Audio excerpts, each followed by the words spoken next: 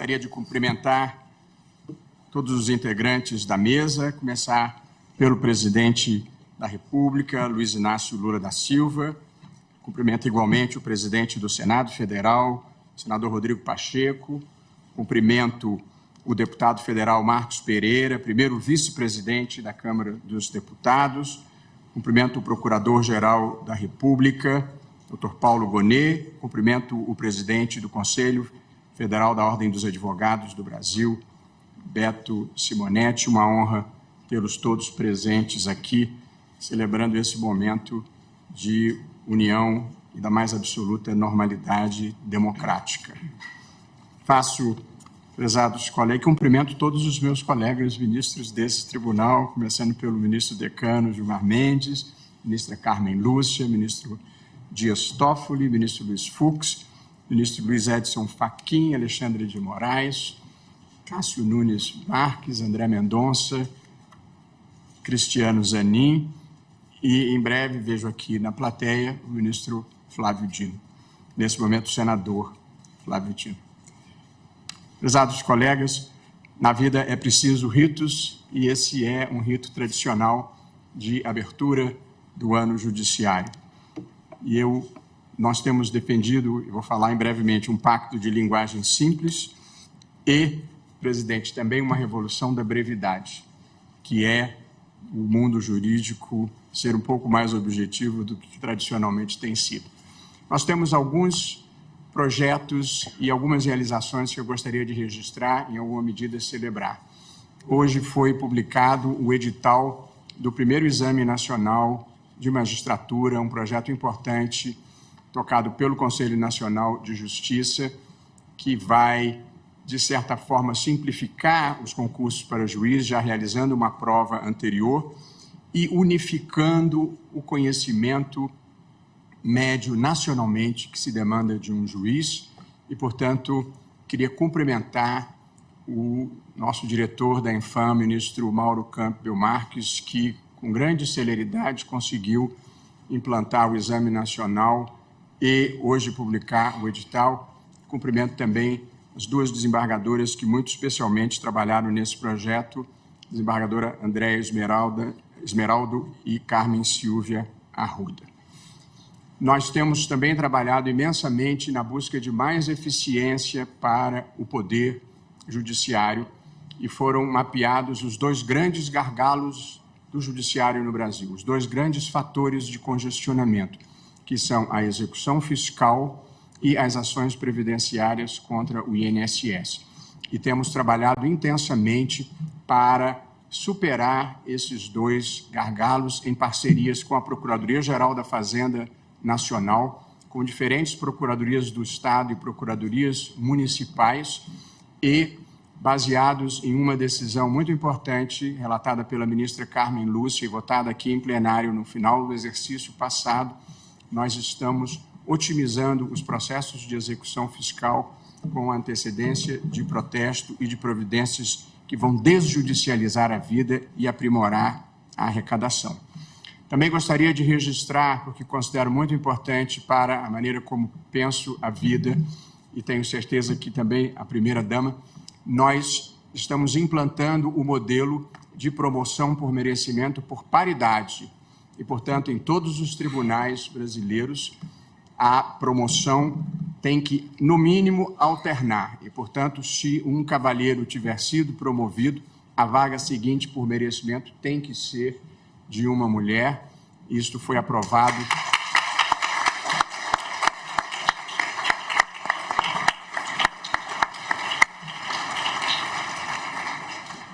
com o meu apoio, foi aprovado no último dia da gestão da ministra Rosa Weber e nós estamos agora fazendo a implantação e também as convocações de juízes para os tribunais têm que ser igualmente paritárias.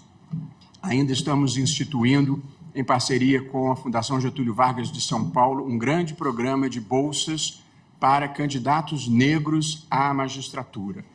E, portanto, sobretudo depois do Exame Nacional, nós vamos selecionar a maior quantidade possível de candidatos negros e arrecadar dinheiro na iniciativa privada e financiar bolsas de 2 anos de R$3 mil por mês para que essas pessoas possam se dedicar ao concurso e efetivamente preencherem as vagas e mudar a demografia do Poder Judiciário no Brasil, fazendo com que ela corresponda melhor à sociedade brasileira.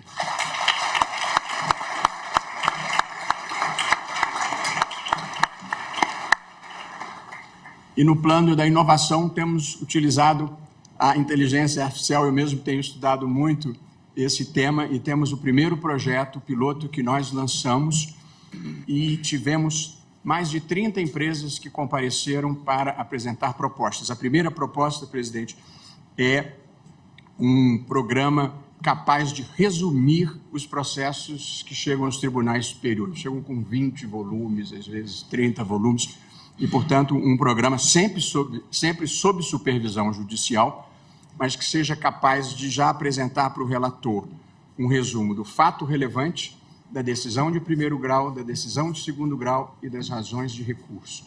Isso abreviará imensamente o tempo que cada juiz tem que gastar no estudo do processo. A nossa secretária de TI está elaborando o relatório com os 30 projetos, ou mais de 30, para que nós possamos selecionar. A ideia é fazer uma fase de teste com os mais bem qualificados e depois fazermos a contratação. Isso no tocante à tentativa de aumentar a eficiência do Poder Judiciário. Do ponto de vista da comunicação, que é um outro eixo importante, uma melhor comunicação do Judiciário com a sociedade, e muitas vezes não nos entendem, nós celebramos e estamos celebrando com todos os tribunais o Pacto da Linguagem Simples e procurar fazer com que o mundo jurídico, presidente Rodrigo Pacheco, presidente Lula, seja um mundo menos hermético, em que a linguagem muitas vezes funciona como um instrumento de poder e de exclusão de quem não tem acesso àquela chave de conhecimento. A regra básica é falar com sujeito, verbo, predicado e, sempre que possível, nessa ordem, e não utilizando as palavras mais complexas quando isso seja desnecessário.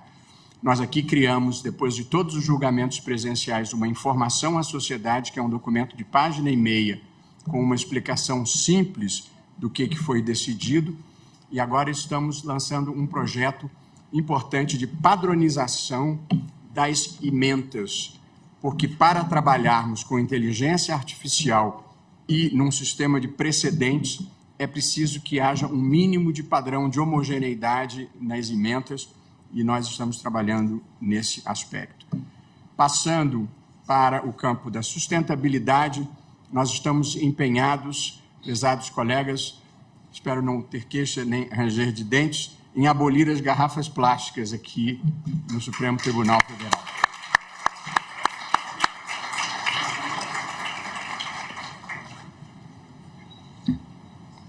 Celebramos, há poucos dias atrás, um convênio, um acordo de cooperação técnica com o Exército para dar consultoria para construirmos uma usina solar de abastecimento da energia necessária aqui no Supremo Tribunal Federal, e estamos em vias de contratar uma consultoria para promover a descarbonização máxima possível do Supremo, o que significa medir o que a gente gasta, reduzir o que for possível e compensar o que não for possível de reduzir.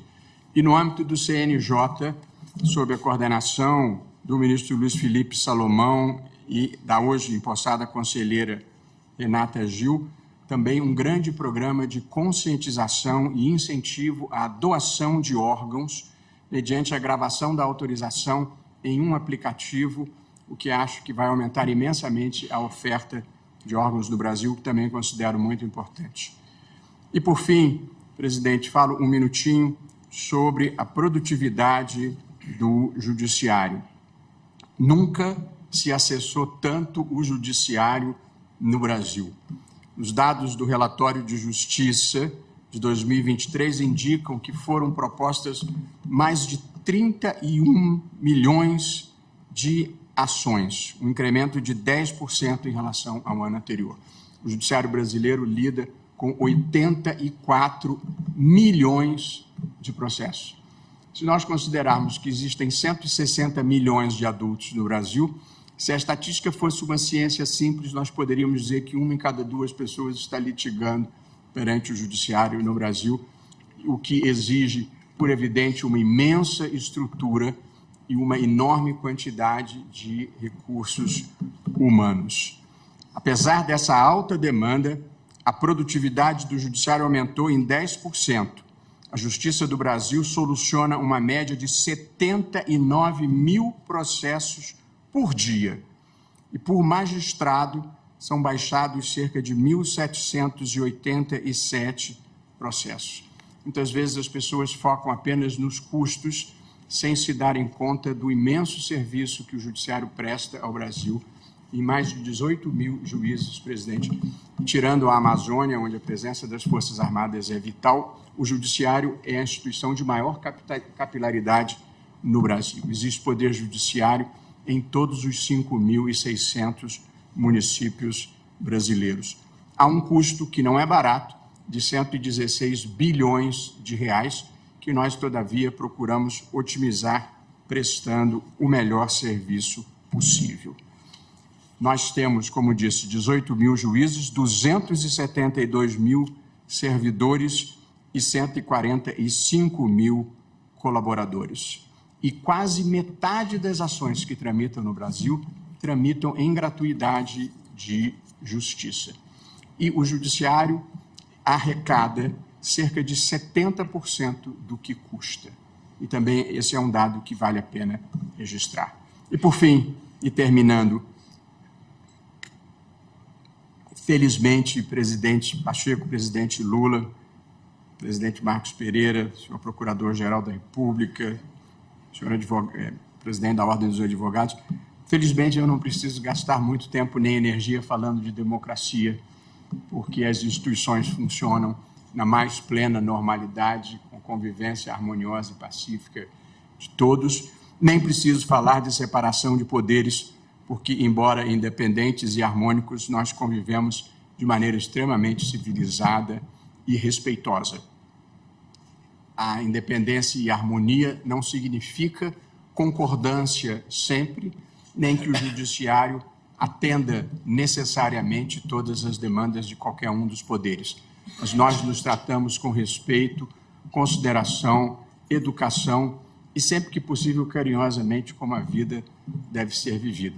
De modo que é uma bênção nós podemos fazer esta abertura do ano judiciário, presidente, sem termos nenhuma preocupação que não sejam as preocupações normais de um país. Crescimento, educação, proteção ambiental e todos os outros valores que estão na Constituição e que nos unem a todos. De modo que, agradecendo muito especialmente a presença simbólica e muito representativa do presidente da República, do presidente do Senado, do Procurador-Geral da República e do presidente do Conselho Federal da Ordem dos Advogados do Brasil, eu declaro aberto o ano judiciário de 2024. Poder Monitor. Acesse agora e ganhe 30 dias grátis.